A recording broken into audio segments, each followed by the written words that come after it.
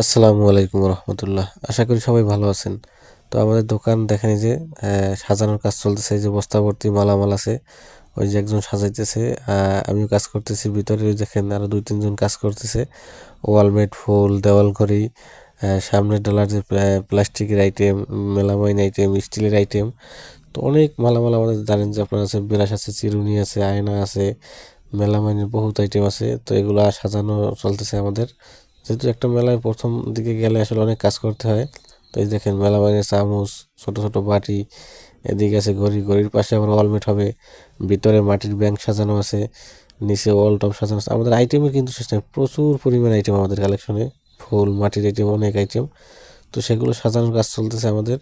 এই যে দেখেন কাজ করতে করতে অলরেডি ক্লান্ত একজন হয়েছে। তো অনেক আইটেম আমাদের, সবগুলোই নিয়ে আমাদের কাজ করতে হয়, এগুলো এখন সাজাইতেছি আমরা। তো আমাদের চ্যানেলের সাথে থাকুন।